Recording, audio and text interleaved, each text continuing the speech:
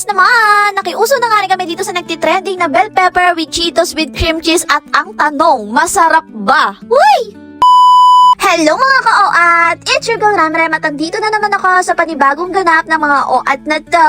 Huy! Gusto niyo yon? Gusto ko yon! At ayun na nga mga ka-OAT, bago ang lahat, samahan niyo nga muna akong magbanat ng buto dito at para naman magising na ang diwa ng babaeng OAT na to. Huy! Talaga naman! At syempre, flex ko nga rin para itong sinusuot ko na slimming belt ay talaga naman kinakarir ng babaeng OAT na yan. O diba? Akala mo naman talaga lumiliit na ang tiyan. Huy! Hindi! Lumiliit na talaga. At eto na nga, syempre wala tayong rest day for today's video. At eto na nga, pumunta na nga ako dito sa tindahan para buksan tong ilaw. Oo, yes, oo. Hindi na nga malaman kung anong gagawin na ikot-ikot dito sa ilaw na to. At parang mali naman yung ginagawa ko at pabalik-balik ako. Ayan, ayaw ngang magbukas. Ay talaga naman. At finally nga, ay naikabit ko na siya. At ayan, lumiwanag na nga ulit etong tindahan natin. O diba? Pinapasok kasi namin yan tuwing gabi. At alam nyo na, ay baka pag kinabukasan, wala na yan. Dahil open nga tong tindahan natin at walang mga bintana or pintuan. At ito na nga mga ka-OAT, dating gawin na naman tayo. So ganito talaga ang routine ko araw-araw. Magluluto ng fishball, kikiam, kwek-kwek, sinangag, at may mga customer na bibili sa atin. Uy, bakit ganun? Nilagyan ko na nga rin ng palamig etong palamigan at pagkatapos nilagyan ko na nga rin yan ng yelo agad-agad at para maipamigay na. Hoy, hindi, malulugi tayo.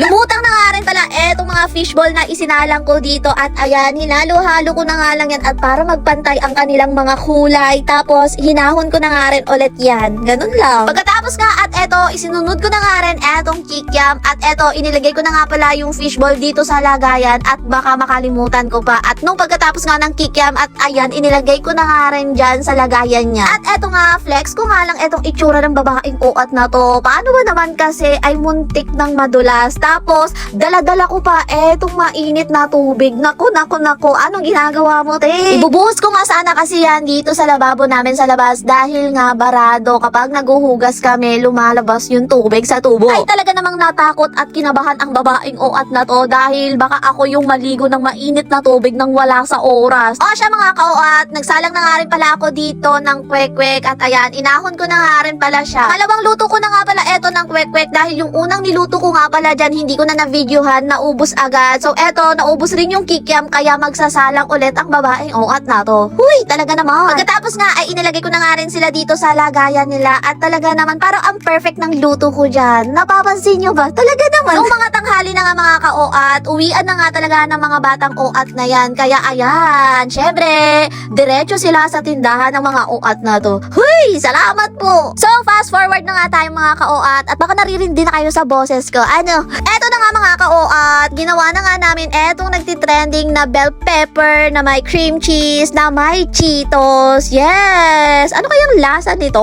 So, wag na nga natin to patagalin pa. Hinugasan ko na nga etong bell pepper tapos hiniwa ko na nga yan at tinanggalan ng mga buto. Huy! Sobrang naku-curious nga kasi kami talaga kung ano nga ba talaga ang lasa nito. Yung mga napapanood kasi namin ay paiba-iba naman ng mga comment. Kaya eto na, ginawa na nga namin para talaga namang ma-identify na natin kung ano nga yung pwedeng maging lasa nito. Huy! At eto na nga mga ka-OAT, nilagyan ko na nga ng cream cheese etong mga bell pepper. Tapos, nilagyan ko na nga rin siya dyan ng palaman na Cheetos. Grabe, excited na nga talaga kami dyan kung ano nga yung lasa niya. Pagkatapos ko nga lagyan yung pulang bell pepper, etong green na bell pepper naman ang nilagyan ko. Huwag kayong mag-alala. Huy, nagugas po ang babaeng OAT na to ng kamay niya. Lagyan ko na nga rin pala eto sa ibabaw ng cream cheese para talagang magmukhang ice cream. Parang ang sarap niya. At eto na nga mga ka-OAT, tapos na nga etong bell pepper ice cream natin. Uy, parang nagmukha talaga siyang ice cream. Natatakam na rin yung isang katabi ko dyan. Talaga naman. O siya mga ka-OAT, nag-enjoy muna kayo sa panonood dyan at ako may gagawin lang. Huy! Tingnan mo.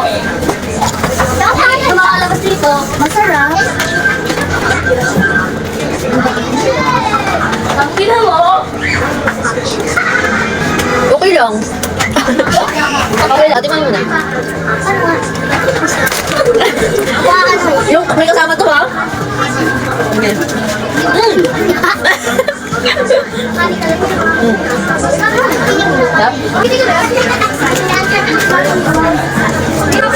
Ano ito doon? Masarap. Masarap.